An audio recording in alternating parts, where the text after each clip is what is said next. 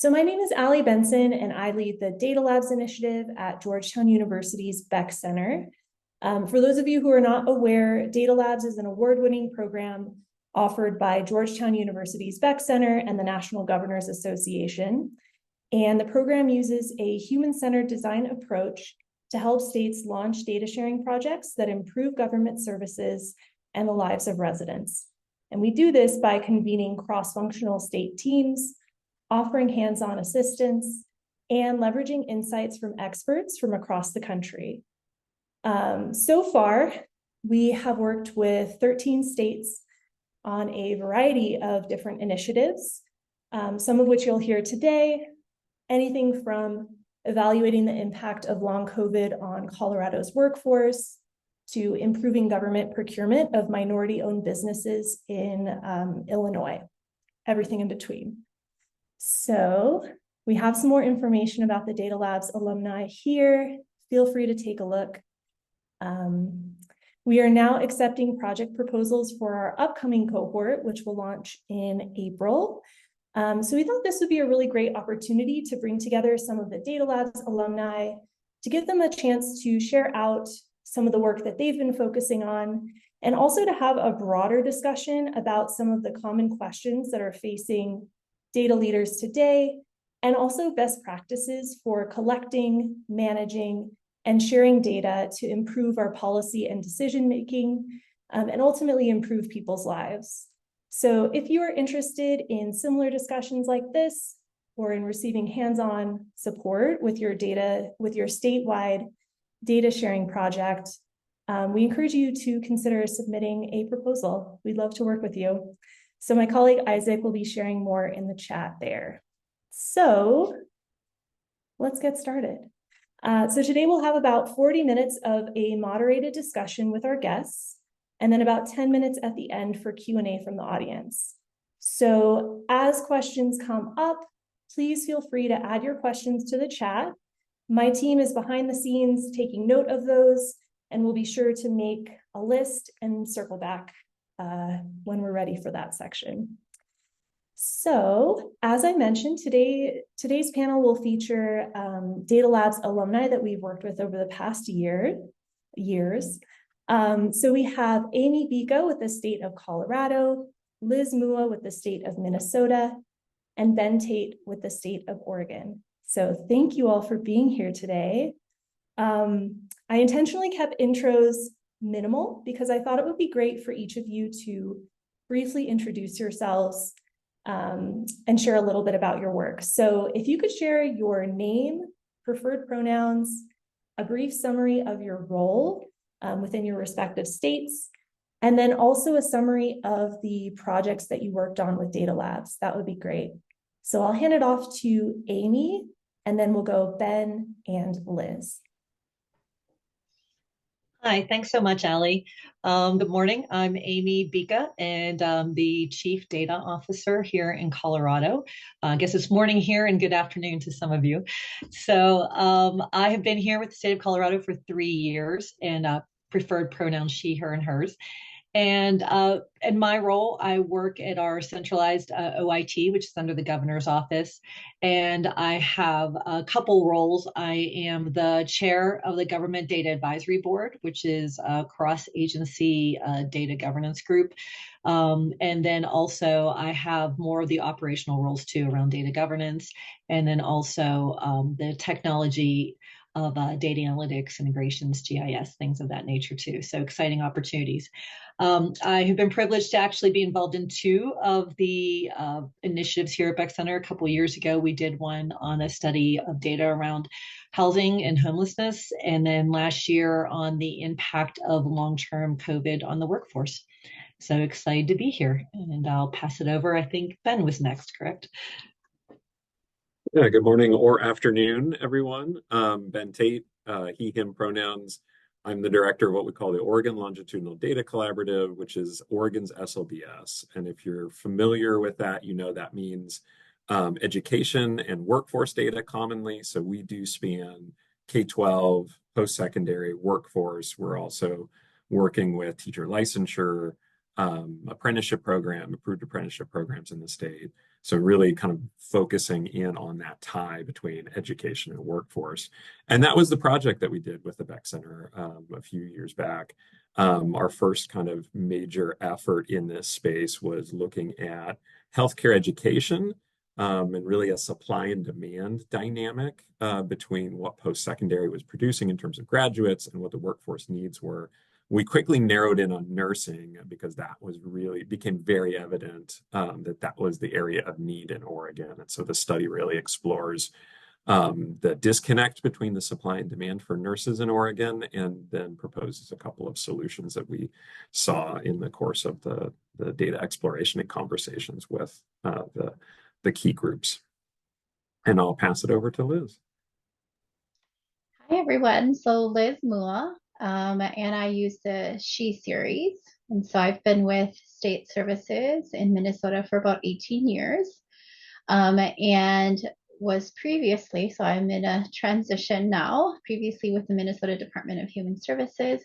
And now I have moved over to Minute, or our IT, supporting the Minnesota Department of Corrections as the Director of Data Management and Business Intelligence. So moving from the business side now to the IT side. And our project was really focused around improving how we share data at the Minnesota Department of Human Services internally. Because of the large organization that we were, most of the time we struggled to find who, how, when, and who all needs to be involved in terms of being able to share data. I think the line I like to use is, generally speaking, on our larger data sharing efforts, it could take anywhere from 18 months to complete a data sharing agreement to sometimes even longer than that. And so out of it, we were able to establish a high-level proof of concept on basically initiating better conversations around how to share data better. Great, thank you all. We're really thrilled to have such a variety of different backgrounds and perspectives at the table for today's conversation. And one of the key features of the Data Labs program, as I think I mentioned earlier, is that we focus on bringing together cross-functional teams of data and policy leaders in state government. So every state's different, but that might look like folks from the governor's office, the budget office, the IT department, all coming together in the same room and getting on the same page about a particular initiative. And so, Amy, I'd love to start with your perspective as a state chief data officer or state CDO, and the uniquely collaborative nature of your role. So reflecting on your experience as a state CDO and also your work with the 2 Data Labs projects, could you share a bit more about why you think it's important to bring together these cross-functional teams to do this work? And what are some strategies that you've employed to foster a data-informed culture across these different roles and offices within your state? Yeah, thanks, Allie. I think it's really important, in all areas, and data is no different, to have that diversity of perspective, right? So getting all the different people in a room, handling any problem, I think everybody has a different perspective that they're looking at it. So bringing in people from different agencies, different levels, from those who are strategic to those who are very tactical, bringing in ones who are very focused on the use case side versus the technical side. It takes all of those individuals together to I think, really tackle a problem. And so it's so critical to get that cross-functional perspective. And then also, I think the inspiration that comes from each other, right? Everybody goes into it thinking this one piece, and as the conversation flows and more people are involved, you're really inspired to take the conversation further than you had considered initially. And then also the relationship building. I feel like that becomes so critical. People jump into these data projects thinking, wow, it's really about the technology. And those of us who've been involved in them know it's kind of the end of the line, right? And the relationship component is really critical. From a strategic perspective, I think I mentioned in the intro, I chair the Government Data Advisory Board in Colorado. So there is a representative from every agency, and then we also have a school district representative. And we meet on a cadence of every month, and that really gives that kind of strategic thought place to tackle some of these bigger initiatives. And then off of that, we are spinning up various work groups. So that's when we say, okay, we've decided to tackle this one problem. Let's get a group of people together, give it a scope, give it a timeline, have them go tackle that and bring that back. And so I think that's really helped from a strategic perspective. We're setting up various communities of practice. And so those are ones that are more just a safe space for people to talk through topics. The one we're setting up now is around AI. And so that gives people, where do I go with these? Where do I talk through them? And then just trying to create kind of a center of excellence in my area that we're able to support these initiatives and take on some of those things such as data literacy or templates around data governance that no single agency might have the ability or perspective to bring on. So thanks for the opportunity to answer that. Yeah, absolutely. And I think that point about this work not being like that technical is such a small component of this work, right? So Liz, you mentioned this in your introduction, but I know that you recently transitioned from the Minnesota Department of Human Services to the Minnesota Department of Corrections. So I'm particularly interested in your perspective as someone who's worked across different departments within the same state. And also for those who aren't aware, Minnesota does not currently have a state CDO. So I'm curious to get your perspective from that as well. So I'd love to hear your advice on how agency level data leaders can foster that data-driven culture and overcome some of these non-technical challenges that can come up in this work. And specifically, if you have any advice for states that don't have CDOs. Thank you, Allie. What a great question. I think the analogy I like to use with a lot of my teams are we're building the plane, flying the plane, telling people to get on the plane, strap in, and then land all at the same time, right? And I think Amy touched on a lot of the things that I am at least attempting or trying to do, and that's really, being able to build really good relationships, because data is so much more than just technology. We can have the technology, we can bring that up and establish it, but ultimately, when it comes to data, it's really about how are we behaving? How are we making decisions? It's a people problem. And so one thing that I am trying out, we'll call it trying out, because I don't know if it's going to land out well yet, but what we're trying right now is being really good at data storytelling and understanding where they are. So I've been at the Department of Corrections for about 3 months, and I think that there is true power in listening and being really slow up front, and being able to shape the conversations and be intentional about those relationships, because the relationships are what is going to help improve your ability to actually be transformative when it comes to data. So I would highlight for sure being able to talk about our data challenges to your audience, right? And so often when I think about data, it's the risk perspective, it's our current operations, it's the technology component, how about our policies, and do all of those work well together? And most of the times they're probably not. And I think at corrections, even more so, is resources are always a constraint.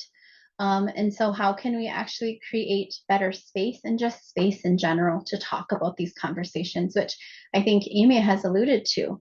How do we build a community of practice? How do we share templates? How do we build some standards? And then finally, hiring really smart people and being able to build the guardrails and then move out of the way and let them be creative to help solution and bring forward some ideas.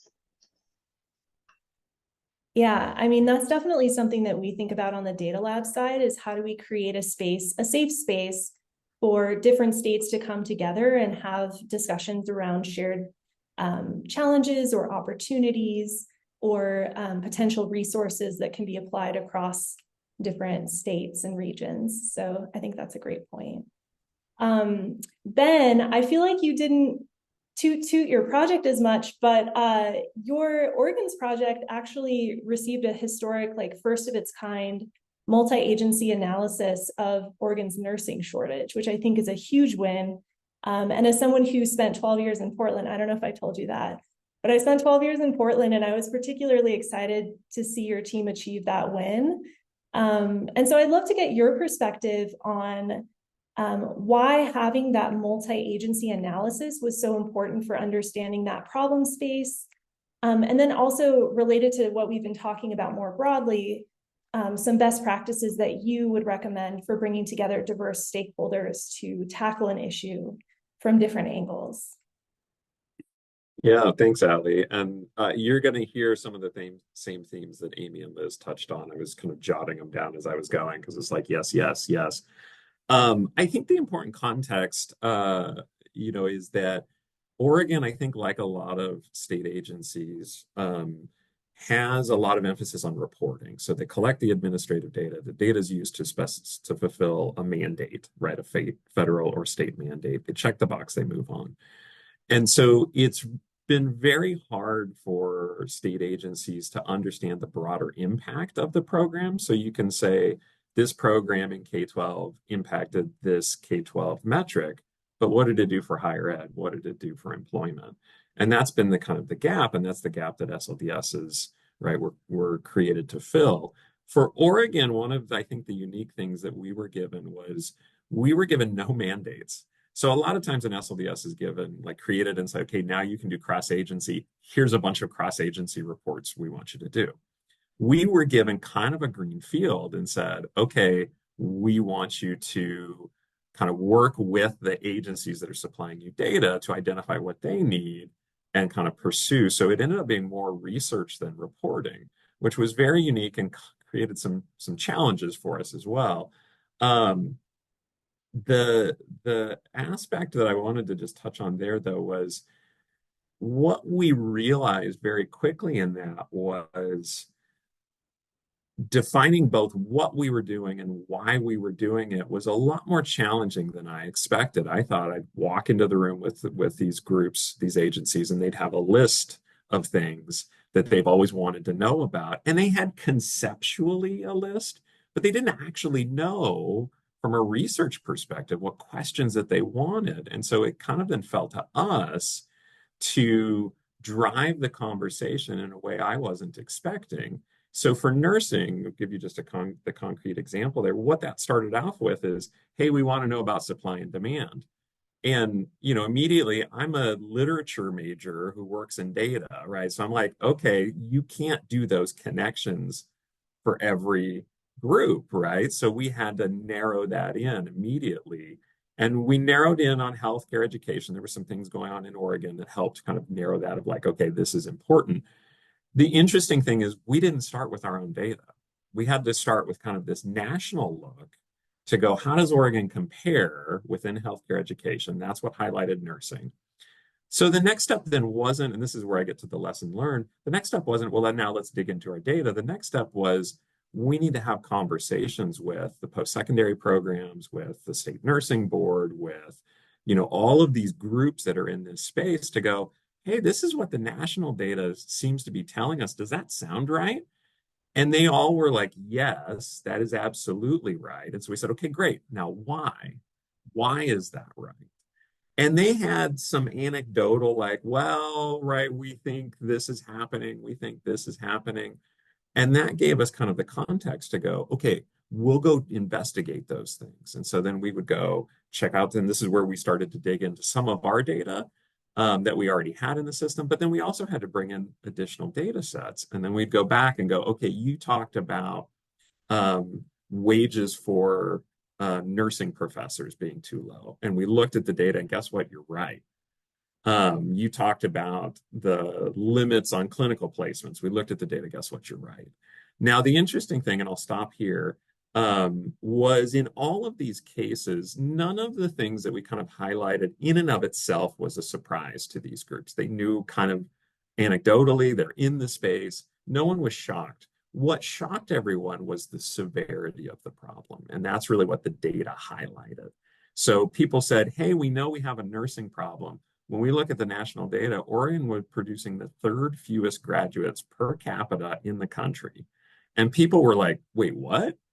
We just completely stunned. They knew that the salary for professors was a problem, but we said, hey, guess what?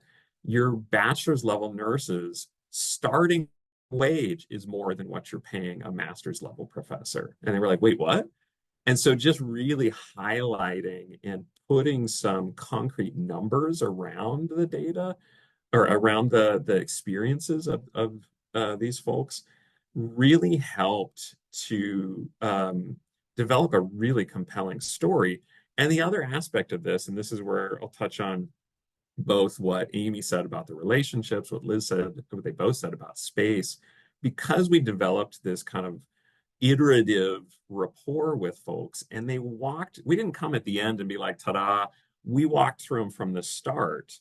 And so when we got to the end, they were fully invested. They understood what we had done every step of the way. They saw how their feedback had changed and influenced the direction we went. So we had buy-in from these key groups immediately because they had been part of the process the entire way. And so that's, I guess, where I would highlight, the lesson learned there was we did it because we felt like it was the right thing to do. And then we were like, you know what, this is the thing we should do all the time. We should always start this way, where we look at a broad set, talk to the people, and do this iterative approach. And so it really kind of set the foundation for how we want to approach all of our work. Yeah, that's really interesting that it wasn't a surprise, but the scale of the problem was jarring. And that can be kind of intimidating, right? For people to say, actually, the problem's worse than we thought. But it provides a really great starting point for identifying potential solutions to get out of that place. So that's really interesting. Also, I'll just add, I love that you're a literature major, because as an art history major, I feel like the humanities is such a valuable perspective in data work. So plug for that. Okay, so like a lot of work in government, and Liz kind of alluded to this as well, but many data initiatives can take months, years to really fully come to fruition and actually have a real and significant impact on people's lives. So with this in mind, I was just curious to know about how you all approach defining success and like what that means for some of these longer term data projects. And then also how you think about showcasing impact along the way as you reach those like bigger milestone wins. So I'd love to start with you, Liz, and then Ben, if you want to add to that, that would be great.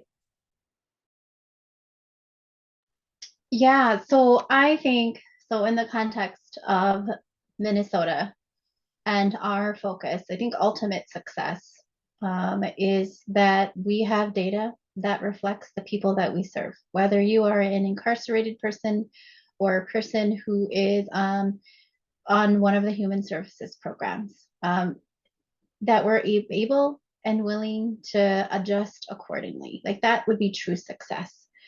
But because we're running marathons in this work and it takes so long for us to get to the finish line, like I think about the power of just the marathon alone, right? You have the one who's running. You have all of the folks on the sidelines who are cheering you on. And then you have the people who are handing out like the water and things like that. And you need all of that.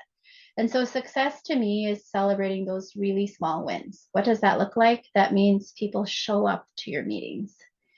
That means people are engaged, asking questions, that we're able to provide insight into, oh, you have a question. Maybe I don't have the answer, but I know who might have the answer, right? And so being able to just direct traffic to the right people, the right places. And then from a resource perspective, having a team, you need dedicated people to this work. That is what is going to allow you to be successful. And then I think Amy touched on this a little bit already in the beginning of the conversation, is that you have to have those relationships. We have to be able to invest. And I think one thing that I have sort of learned from a lessons perspective is we need to have those conversations now, even if it takes a year to just have just to level set and get around definitions, like we need to do that now, because those are the conversations that take the longest, and often are the conversations that need to be had. So celebrating really small wins, that's how we get there to finishing the marathon. Yeah, and Ben, would you have anything to add? Yeah, I think Liz hit a lot of the really great points here that I would have, the patience, the perseverance. I think two of the things that we've focused on is we want our things to be both interesting and useful. That's kind of the way we've talked about it, because a lot of times for data folks, interesting wins, right? And you go chasing down this rabbit trail, but it turns out not to be useful in the broader context of the state. And the other aspect of it is that success isn't necessarily saying our research provided you all the answers, but our research allowed you to ask better questions. And so that's been really helpful for us in both of those things, kind of framing what success is it's both useful, and that usefulness may not be that it's a direct tie to this research led to this policy, but this research led to this conversation. And that's kind of how we've tried to anchor it a little bit. Easier said than done, right? I have a team of very analytical folks that like to see very tangible things, but kind of helping to frame and point towards, like Liz said, those small wins of, hey, this conversation happened because of the work we did, and it wouldn't have happened before. That's a win. And so I guess that would just be the two things I would add. Yeah, thank you. Amy, I would also love to get your perspective on this topic, especially given your highly strategic role as CDO. As I mentioned earlier to everyone, we worked with the state of Colorado on 2 different initiatives. During the inaugural cohort, we supported an initiative focused on the housing crisis. And since then, it sounds like Colorado received a historic investment of $250 million, 3 new bills passed in the legislature, and first ever funding allocated for data infrastructure and analysis. So that's like a huge win. And then last year, we worked with a different team in Colorado on that project focused on evaluating the impact of long COVID on the workforce. And one of the things that I learned is that the term long COVID is actually still being defined within the medical community, which I thought was really interesting. So obviously that project is very early stage, very cutting edge work that very few states are tackling at this time. So I just think these are such great examples of the variety of data initiatives and wins that are available even within the same state. So Amy, I'd love to hear your perspective on this question of measuring impact, both from your experience as a state CDO, but also within the context of your experience on the data labs projects. No, that's great. And I agree. I have an exciting opportunity in my role to see things that are very, statewide and large, and to Liz's component, that marathon that they're really excited to be part of, but you're wondering, will I still even be here by the time some of these things go through, to those really short and immediate, wins. And so it's great to see both. And even the 2 different projects we worked on with the Beeck Center, of course, the one that you mentioned around housing and homelessness, that does get measured more in legislature and money and exposure and awareness. I did think it was interesting, though, the one with the long-term COVID had a kind of different kind of metrics. And to your point, there's almost a lot of metrics about what we found we didn't know, which in a way could be perceived as, well, were we successful? But I thought, now we're knowing what kinds of questions to ask. You're going into the room. What does define long-term COVID? We need to figure that out. What kind of data would we even have available? How would we measure this? What are we really trying to measure? And those are those really important conversations. And from my perspective, it was one of the first times that we really started aligning with the governor's office and some of those new roles. And it gave us a chance to see, how can we even align better as OIT, which I'm part of, with the governor's office on any initiative, not just this one, but it created a whole ecosystem. And back to what we mentioned before, the relationships with the people who were on that call, on those conversations. it started big, and then everybody had to reach out and come back. Really got a lot of relationships with other states who were trying to work on some of the things, some of the same topics, which is always really important. And so I guess being, initially a math major and a data person, and more traditionally always looking for the numbered metrics, it's been exciting for me to realize that there are a lot of ways to measure success and not just in numbers. Yeah, it's interesting to hear that uncovering questions can actually be a meaningful way to move this work forward. I feel like, Ben, you were talking about that in your work as well.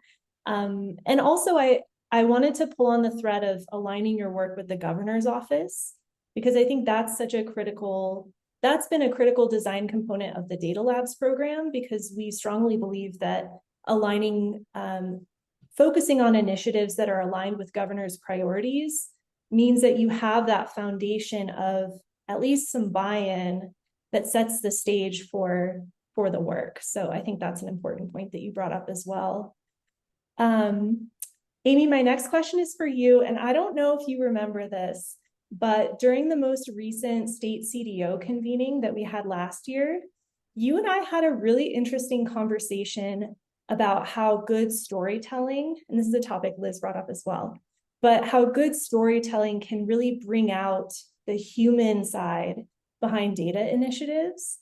And that's something that we've thought a lot about on Data Labs, is like, how do we tell the human side of what can often be perceived as like highly wonky or highly technical work? So I know for us, we've published a few features on some of the states that we worked with to try to get at that. But I'd love to know for you, knowing that storytelling can be such a powerful tool for data leaders in particular, what are some strategies that you and your team have employed for crafting a compelling narrative around your work, but then also making data more accessible and demonstrating that impact piece? Yeah, that's great. And it's interesting, as Lynn and Ben were both talking, I kept hearing that same thread too. What is the story we're trying to tell, and what are the questions we're answering? And again, I always feel like people want to jump into the technology, and we can't iterate enough that it is about that human component. And I did appreciate the spotlight story that was done on long-term COVID by the Beeck Center, because it took it to something that, wow, we're trying to look at this data, what are we doing with it, to a really human-centered story about how people were impacted, what those impacts were, to the point that I sent it to friends, family, my college-age kids. And I think when I start pulling a story and sharing it with this group of people in my life, then I know we're on the right track of actually, changing hearts and minds, which is what a lot of what this work is fundamentally about. I will say, from a strategic point, this is something, I was new to public sector when I came to this role 3 years ago. And so one of my first initiatives was to get some funding from the legislation. And so we worked on what we call here a decision item, and really put it into a story format. So we called it Road to Data-Driven Decisions, and talked all about how Eisenhower created the entire, state highway interstate system, and how did they start that? They had a vision, but they went to each community and said, what roads are you using, what ones aren't you, clean up the roads you have, how will we put this into this bigger ecosystem? And then we took the exact same thing and moved it to data, and said, this is what we need to do to have this kind of data system. Here's the governance component, the same as you did traffic highway safety rules, and really gave it that kind of, everybody knows the road system, and tied those stories together. And I think from a legislative perspective, it made what we were asking much more tangible, understandable, so that we were able to receive some of those funds that I think normally would have just been, hey, this is some tech request that we don't quite understand what it is. On our roadmap is to have more formality around data stories. Liz, when you said that, I see some of the other states doing great work in that space, and actually having public facing or internal facing sites. You do have to have people dedicated to that. So I know we just got a comms person dedicated to our team, and we're hiring a data literacy person. So my hope is that will really help us expand in that space. And again, just focusing on that human-centered lens. I think it really inspires people to do the work. Yeah, that's wonderful. And Liz and Ben, I saw you both like nodding your head very much. And so I'd love to give you each an opportunity to share your thoughts on what the power of storytelling in your work. Liz, do you want to kick us off?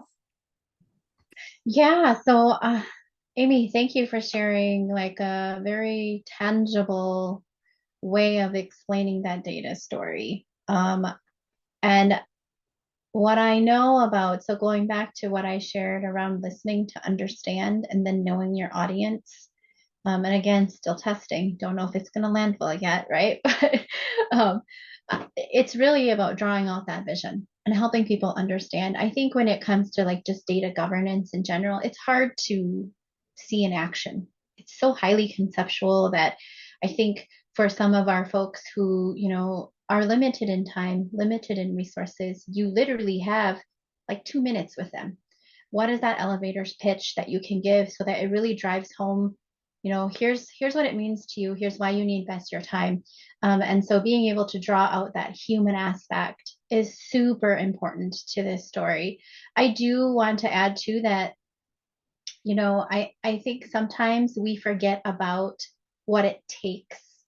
Our leaders and ourselves forget about what it actually takes to change and to become a data-driven organization, right? It requires people, investment, time.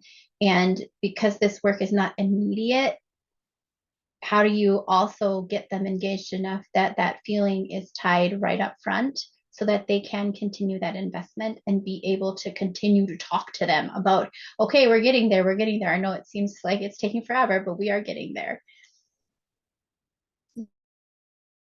Yeah, Ben, what would you add?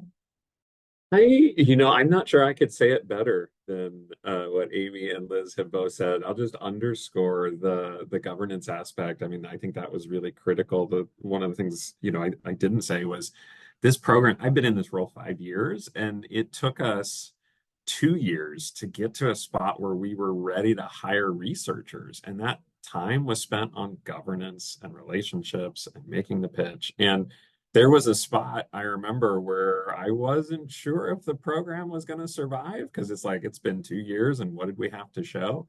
But it was, I think, because of all of those things, the governance, and people could see that and could see the progress of the program, even though there wasn't a tangible product, that really kind of got us past that spot to where we are today. So yeah, definitely underscore the governance aspect of this. And I don't want to downplay the human center, but I can't say it better than they did. So absolutely 100% to that. Yeah, fair enough. Great. So we have one more question before I have a lightning round for y'all. My last question is that we often encounter various myths and misunderstandings around data-informed initiatives at the state level.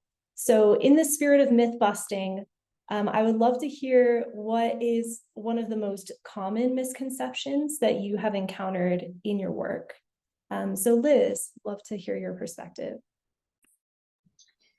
I think that for me, it's that we are ready to become a data transformed institution, name at agency. I think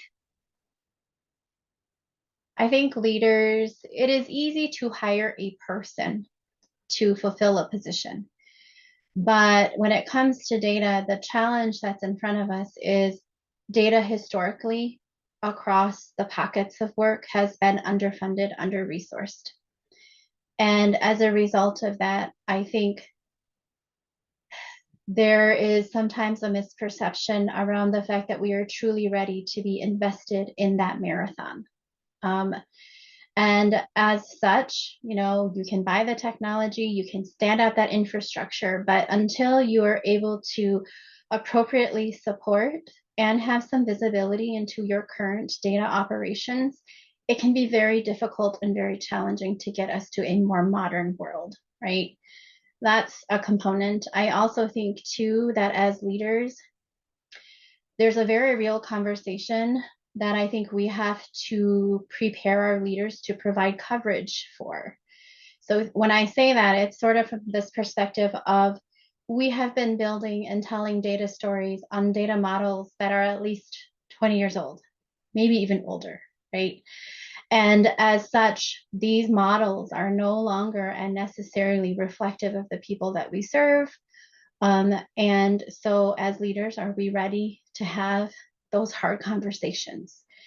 Because it's going to require us with more data and information means that we are now going to be forced to think about how do we do better? And are we ready for those conversations? Because the data is probably going to tell a different story. And as such, we have to mentally prepare ourselves, the leaders and our agencies, to be okay with that and say, okay, now what? Let's have conversations about how do we address, how do we close the disparities? How do we talk about the gaps?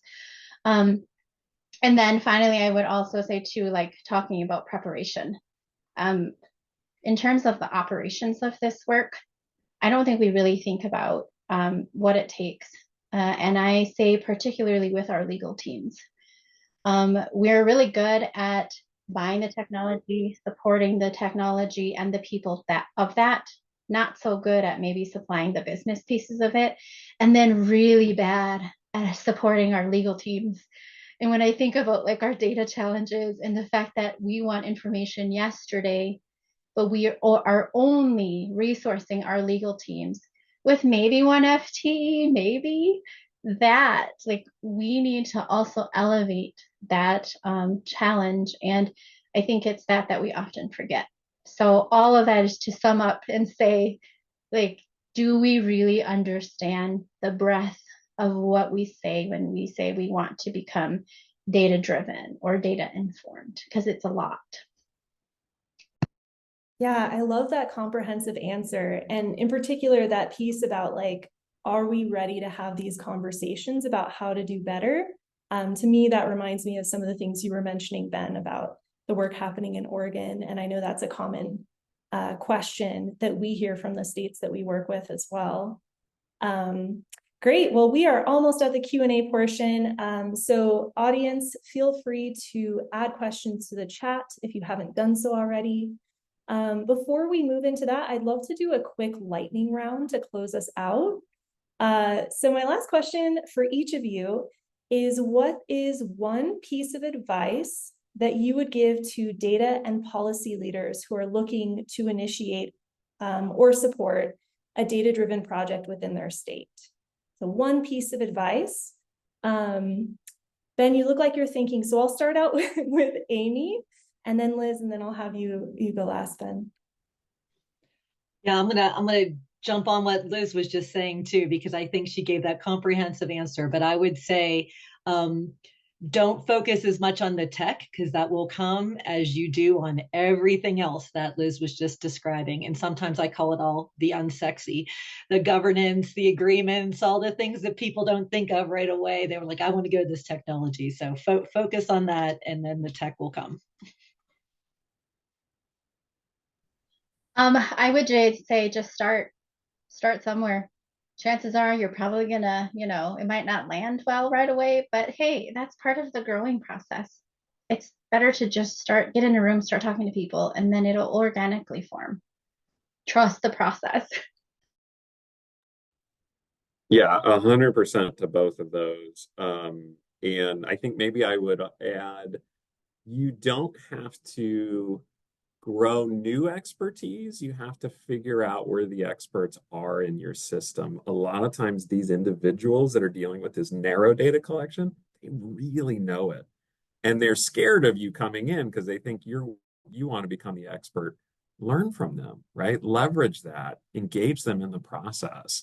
And I think there's a lot of really smart, really talented people here that get missed because we do focus on the sexy technology, the really exciting initiative, and forget that there's a lot of really good people that we should be working with. I love that. Thank you all. It's really great to get your closing thoughts and these like final nuggets of wisdom for folks to walk away with. So with that, I will pass it off to my colleague Vinith to see what kind of questions came through. Great. Thank you, Ali, and hopefully everyone can hear me okay.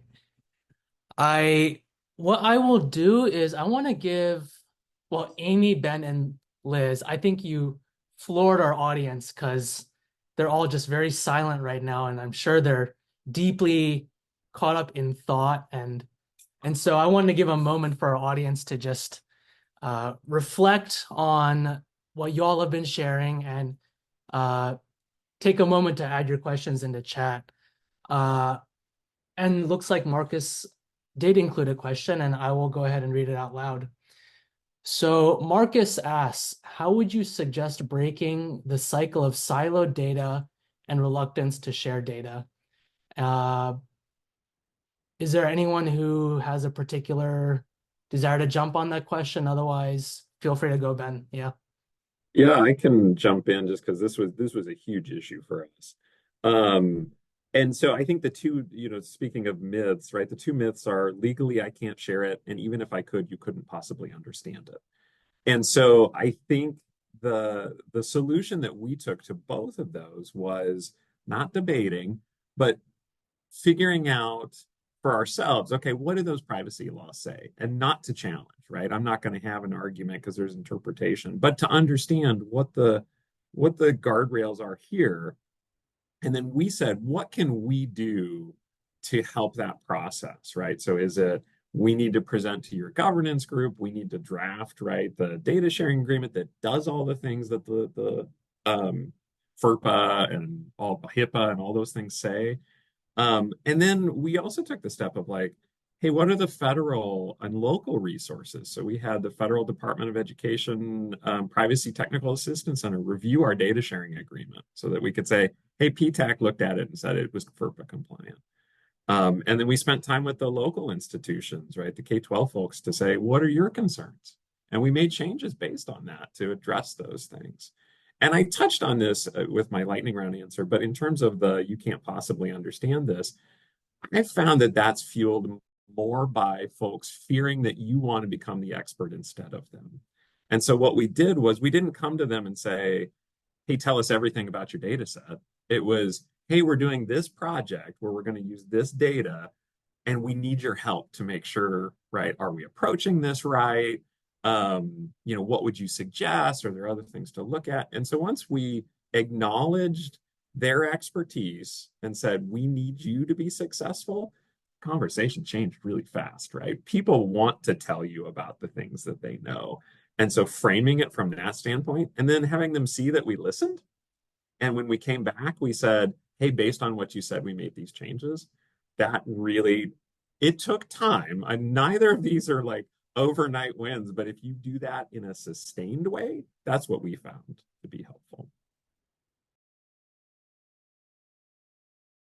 Yeah, I think it's really interesting that you mentioned that, Ben. I think there is something to maybe just it's more at like a humanistic level, just making people feel empowered or like valued in terms of, okay, I'm actually being listened to. Someone here actually appreciates my knowledge, my perspectives on this. And so I think maybe even just at the core of it, that's sort of being able to connect on that front does also just, in addition to just like breaking down the silos and the reluctance to share data, there's something very core at like building that relationship, which I think would pay off in terms of moving a data project or initiative forward or some sort of answering some sort of question that relies on data. Okay. There's another question again from Mark, but does anyone else want to share, Amy or Liz, on that front before I jump to the next question, or should I just go on? No, I think I would say the same thing. I mean, really, that culture of collaboration, I think, is key to it. And Ben, you speak to all the things the way it is expressed, right? I'm afraid, or it's control. But if you really get that true trust to say, I am here to help you facilitate what we're all trying to do, that can really change the conversation. Great. I will move on to the next question then. And the question is, do you encounter issues with sharing data because others are afraid that it might say something different? I'll take a response to that. I think absolutely. I mean, that should, to some extent, always be at the forefront of that conversation. And so I think this is where it's really important that, we are doing our due diligence to inform our leaders of the potential. And I would also add to that, thinking about depending on who's doing the work, and thinking around the next sexy work, Amy, data sharing agreements, one way to build in some more comfort around what if the data says something else and you have others who are maybe helping you do this analysis is include in your data sharing agreement information around that feedback loop, right? So that if it is going to be external facing in any way, that you have an opportunity to provide feedback. Because thinking about, data standards, how are we standardizing the collection of data, right? Again, going back to that not sexy work, but thinking too around how do you have more of a better relationship around the back and forth of the potential summaries that are coming out of the data collections.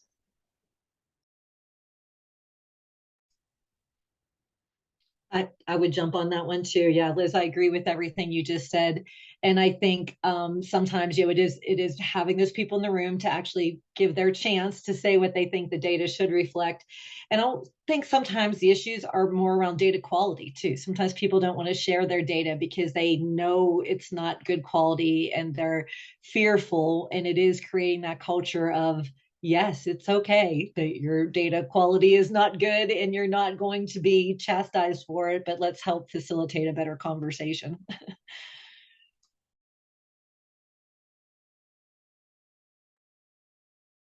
Yeah, it's, touching on that point on feedback, I think that's really interesting because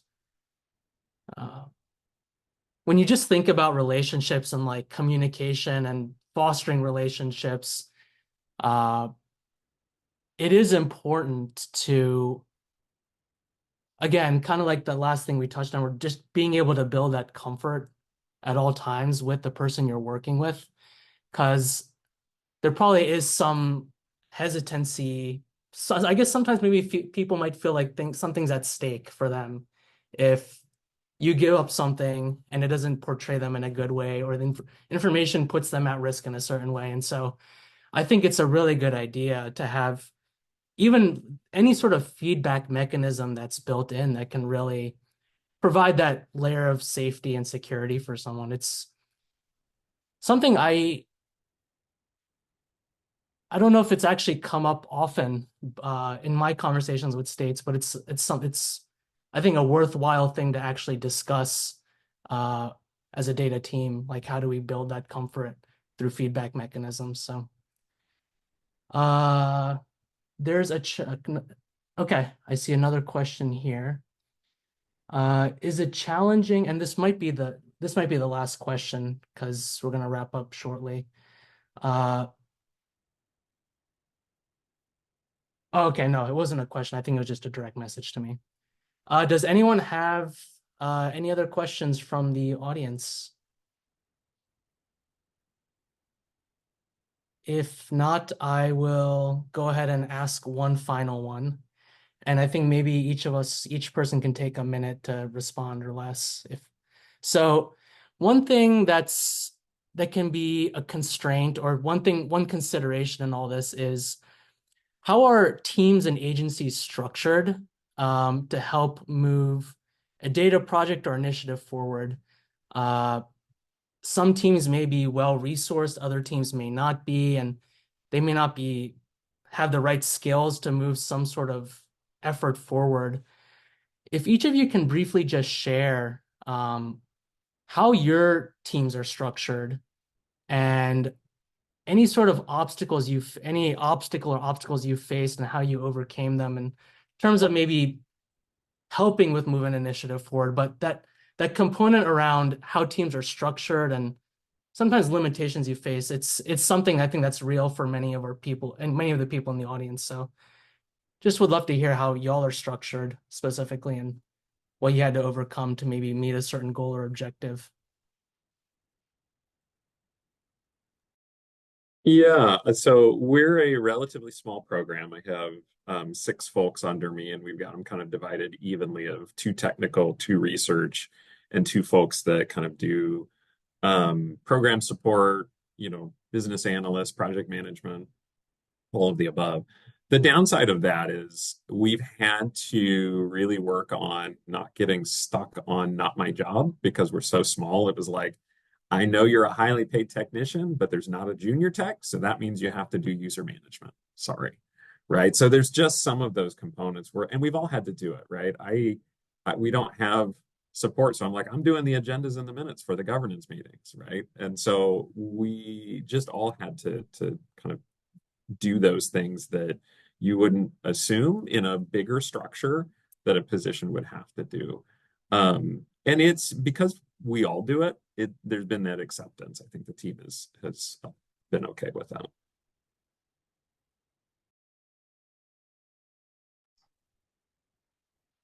I can jump in. It's interesting for me. I work at what we call, OIT, centralized model, that came about 10 years ago. And prior to that, everything was out at the agencies. So there's always been kind of like a push and pull of, what agencies would prefer to own and what I'm trying to work on. So I think for me, really clearly trying to tailor my services so it's what agencies are needing and wanting to work with, as opposed to being very, authoritative and trying to push too hard, and making sure that we're aligned and providing services such as, you say, literacy or governance, or a key, for analytics being more that center of excellence, but getting agencies on their own feet, I think has helped us bridge some of those gaps, and continuing in that space. It's a work in progress. Yeah, I would just add to that too. I think it's one key to where I have found some success, at least at my DHS life, was really trying to find where your teams have some skills and expertise, and knowing where you have gaps, and then being able to find across the organization where that skill might exist. And then being able to build that relationship to help them understand that in order for us to be successful, like, this is a data thing. So if one team is successful, really from a data perspective, everyone really is. We all benefit from it. But it's really trying to find the skill set and being able to hone in on that, and knowing when to get out of the way if maybe that's not your skill set. Great. Thank you. And I will hand it over to Allie now to wrap us up. Great. Well, we are just about at time. Thank you all to our panelists for joining us today. It was really great to hear from your unique perspectives, and then also kind of see some of the commonalities that you share and hear some of your tactical advice for the folks in this room. So we hope that you all are leaving with at least one new piece of information or one new idea that you're able to take back with you to your work. I will conclude briefly because I know we're at time, but as I mentioned, Data Labs is currently accepting project proposals to join the 2023 cohort. So we'll send some follow-up materials to y'all for that. We are also hosting an information session on March 12th. So if you are interested in participating, reach out to us or join the info session, and we'd love to see you. And then before we conclude, well, first of all, if there was a question that we didn't get to, we'll be sure to follow up. And before we conclude, we do have a brief 2-question survey that we would love to get your feedback on. It always is really helpful to get a sense of how this information landed with you, so that we can improve our approach to providing value in the community. So thank you all for joining. I will let you go, and have a wonderful day.